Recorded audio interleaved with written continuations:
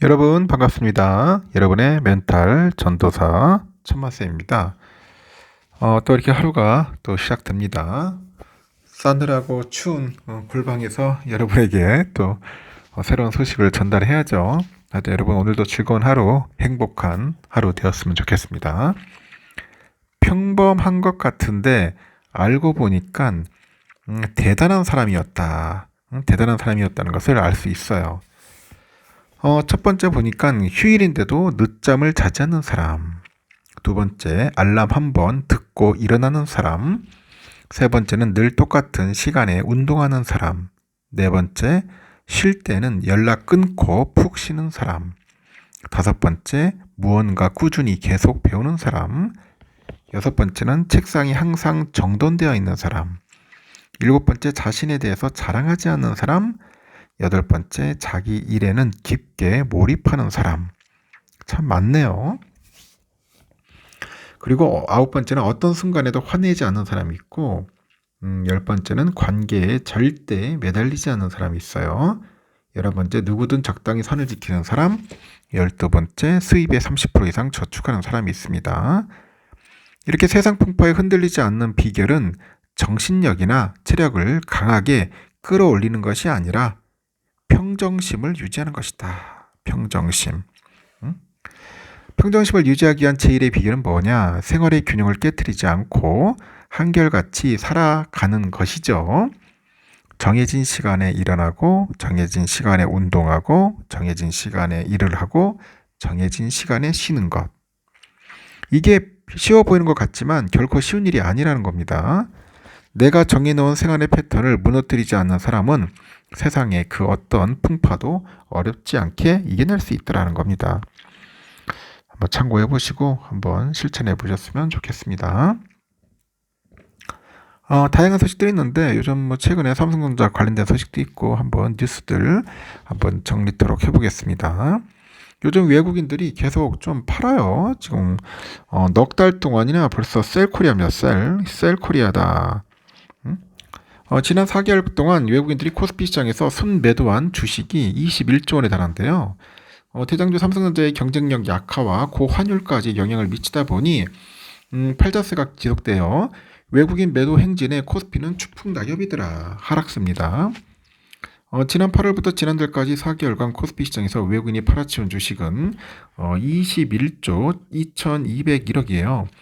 이 기간 개인들은 12조 9130억, 기관애들은 4조 4564억 사들였고, 이 일에도 코스피는 2454.48로 해가지고 전날 대비 0.06%나 떨어졌습니다. 외국인은 1328억 순매도를 했고 6거래일 연속 매도세를 유지했더라. 외국인 매도는 지난 8월 본격화했는데 7월 한 달간 외국인들은 1조 6944억 순매수했는데 8월은 2조 7995억, 9월은 9조 4109억, 10월 4조 7008억, 11월 4조 3800억 순매도입니다. 외국인이 순매수한 날을 일자별로 보니까 지난 8월에서 11월 80거래일 중에 21일만 순매수했어요. 나머지 69거래일은 순매도다. 외국인이 팔자세를 이어가다 보니까 코스피 지수는 급락을 하고 지난 8월 1일 종가 기준 2777.68이던 코스피가 매월 하락하다가 11월 29일에는 2455.91로 장을 마감을 했네요. 이렇게 외국인이 코스피 시장을 이탈하는 건 시총 1위 삼성의 경쟁력 약화와 고환율이 겹치다 보니까 이 발생한 현상이에요. 현상이고요. 특히 삼성과 HBM 분야에서 경쟁사와의 기술 격차 이슈가 발생했고요. 외국인의 매도 물량이 쏟아집니다. 지난 9월 3일부터 10월 25일까지 33거래일 동안 순매도를 이어갔는데 외국인들이 탈삼성전자 러시에 8월 1일 날 56.48을 기록하던 삼성의 외국인 지분율은 11월 29일 51.35% 낮아집니다. 1,400원을 넘나드는 고환율도 외국인 이탈을 가속하는 요인이죠. 이날 원달러 환율 보니까 전날보다 6.6원 올라서 1,401.3원 기록했고 11월 초부터 1,400원대를 넘나드는 고환율로 외국인들의 환차손이 발생할 우려가 커진 거죠.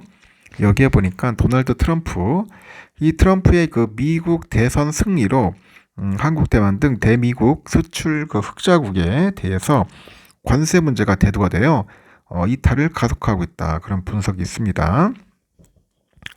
이처럼 오랜 시간 지속적으로 외국인의 매도가 이어지는 사례는 참 보기 드문데 외국인 매도가 코스피 대장주인 삼성과 여기에 딸린 벤더들의 집중된 만큼 기술 격차 이슈가 극복돼야 할 거라는 거죠.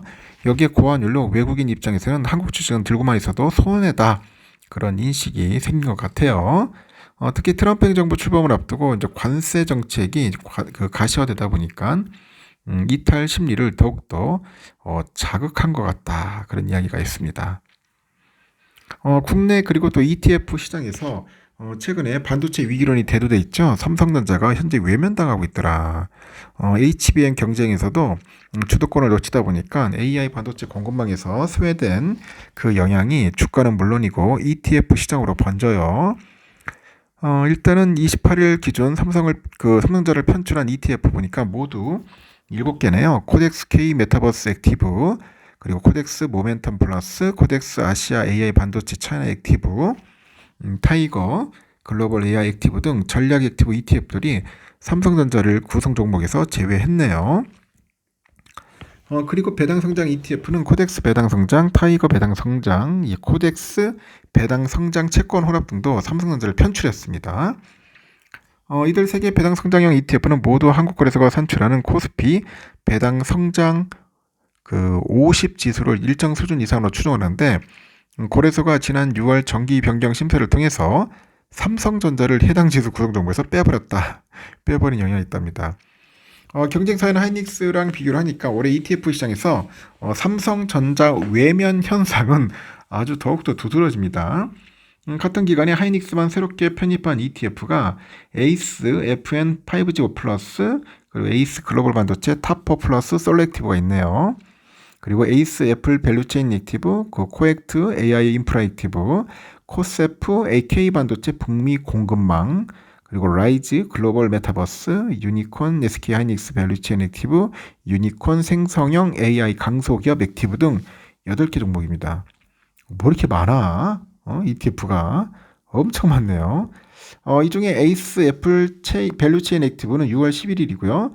코액트 AI 인프라 액티브는 7월 15일, 코세프 K 반도체 북미 공급망, 그리고 유니콘 SK 하이닉스 밸류체인 액티브 11월 7일은 네 종목은 올해 신규 상장한 ETF입니다.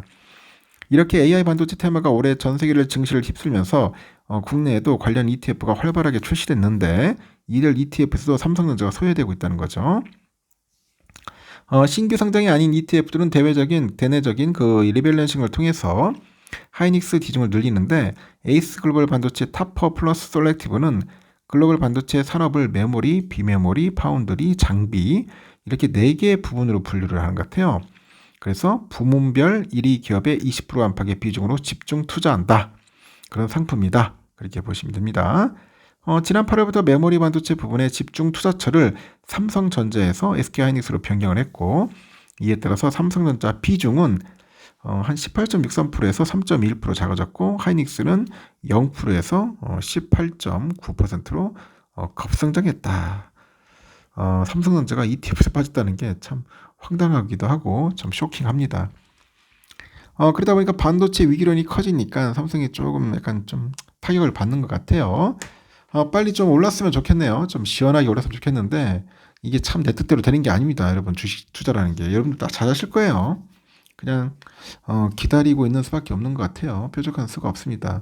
힘드신 분들은 제가 이야기했지만은 강한 반등이 나올 때가 있습니다. 이제 그럴 때 보고 차익 실현하면서 탈출하는 수밖에 없는 것 같습니다. 여기까지 하겠습니다, 여러분. 좋은 하루 보내시고요. 감기 조심하십시오. 또 다음 시간에 뵙도록 하겠습니다.